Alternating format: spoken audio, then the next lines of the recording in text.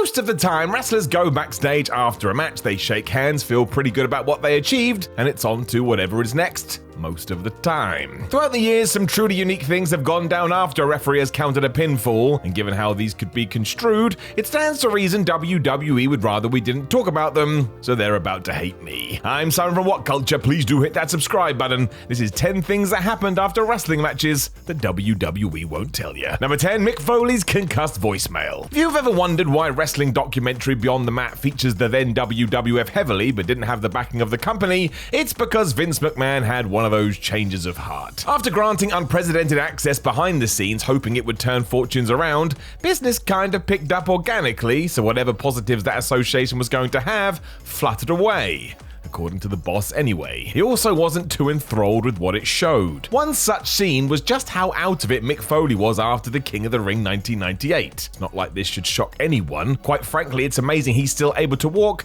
but he did phone Barry Blaustein, the man behind the movie, after being thrown off the cell, and it makes for some fascinating listening. Foley has no clue where he is or what the hell is going on. McMahon begged Mick to never do this again after the fact because it was too much, so it would make sense he wouldn't be very keen on this getting out there either. What's truly amazing is that 23 years later, that fall is still something else. I don't think it's ever going to change. Number 9, Vince McMahon hates his own main event. 1995 was an odd year for wrestling. Neither WWF or WCW really had a clue what to do in order to turn business around. So what we got was a very stagnant product which stood still. There's a reason not a lot of people were watching, and more proof of this came within your house 4. This particular pay-per-view was so bad, even Vince McMahon, the person who had put it together, couldn't hide his disdain when all was said and done. As soon as the British Bulldog vs Diesel in the main event was over, it is said that Vince threw his commentary headset on the floor and stormed backstage to give everybody a piece of his mind. Bruce Pritchard has also referenced this on his podcast, and to be fair, this is a terrible, terrible show. It was all booked thanks to the chairman of the board though, which is likely why WWE would rather you didn't know about this. The blame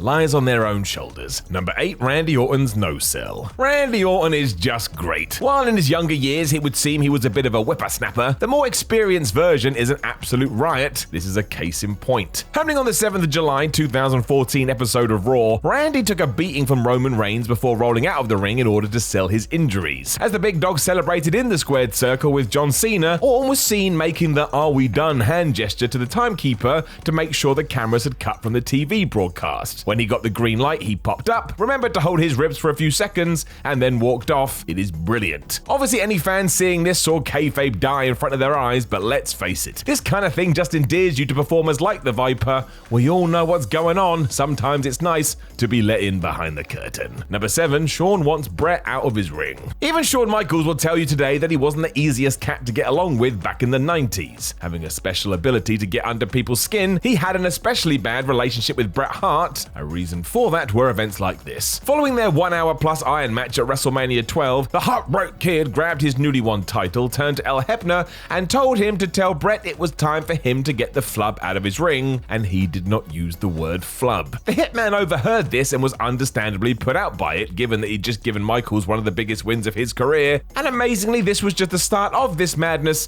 It was only going to get worse. No one involved, other than Hart, wants to discuss this, however, because not only does it prove that these stories regarding HBK are all likely true, but it's just disrespectful. Bret was a tried and true professional who knew how to operate in these situations. I don't think we needed to tell him to get the F out. Number 6, Titus O'Neil's suspension. Titus O'Neil may be the best person in the world. Just Google the man or look at his social media. He is a selfless dude giving back to the community constantly, and my word, he's an inspiration. This was totally forgotten about on the 8th of February 2016 Raw. After Daniel Bryan had said his teary goodbyes as he was forced into retirement, O'Neil decided to try and lift the mood by grabbing Vince McMahon's arm as they all made their way backstage. The boss span around and pushed Titus back, and he seemed to be smiling about it, and then 24 hours later it was announced that O'Neil had been suspended. Rumors at the time too said McMahon wanted to fire him but was talked out of it. Sheesh. Given it lasted 90 days, it also meant Titus missed WrestleMania 32 and a sizable payday to boot, and to this day, I don't get it. It was the most innocent thing of all time, which is exactly why you don't hear much about it. Hopefully Vinnie Mac now realizes it was a little bit of the over-exaggerations. Number 5, JR's Post-Mania party. This is just a very sad but also a very happy story. If you've read Jim Ross's second autobiography, you know he was incredibly excited to return to the WWE and call the match between The Undertaker and Shawn Michaels at WrestleMania 26. JR was beaming with pride. And then after he and wife Jan had made the trip and were all good to go, someone decided this wasn't such a great idea, and Ross was told it wasn't going to happen. Even though it destroyed him in the moment, Jim found a bit of respite after the Dead Man and HBK had torn it down when he found them after the bout. The pair were having a private get-together on Taker's bus and invited Jim along to share stories, drink beer, and look back on a job well done. As it was Taker and Shawn that had requested Ross's presence, you'd have to assume they were equally as bummed. JR wrote how much this meant to him and made up for the missed opportunity, but I don't think you're going to be hearing about it in any WWE documentaries anytime soon. Number 4, Hulk Hogan's post-Raw Rumble breakdown. Today, the Hulkster is a polarizing figure. We have talked about it. Back in his heyday, though, he was WWE's token ambassador, and due to that, when he is spoken about in an official context, it's always glowing. That does not always tell the story. If we are to believe the one and only Sid Justice, and he is the ruler of the world, when Ric Flair was saying how happy he was to be the new WWF champion after winning the 92 Raw Rumble, Hogan was losing his mind in another room as he wasn't happy with how the ending to the match had gone. Sid would tell Sean Mooney that Hulk was having a shouting match with Vince McMahon. He was so enraged about it, even though everything had gone to plan. I think we can say that maybe, just maybe, Terry Bollea took all this a little bit seriously. It doesn't matter though, because when we do discuss this Rumble, we should only ever be saying that it's one of the best ever, and that's because it is. Number 3, Chris Jericho wants to fight Brock Lesnar. Madness, right? I doubt anyone really wants to tangle with Brock because he is a legitimate freak, but Chris Jericho clearly didn't agree with this sentiment. He was ready to throw down. Because after the 2016 SummerSlam, where Y2J had witnessed the Beast bloodily beating down Randy Orton, and if you've never seen it, I tell you it's something else, Jericho wanted answers. As far as he was concerned, this felt like Lesnar going into business for himself. He approached backstage bigwig Michael Hayes, who wouldn't fill him in, so audibly started to shout that all of this was BS. Brock overheard this, so confronted Chris, and it was McMahon who had to separate the two while explaining that it was all part of the plan.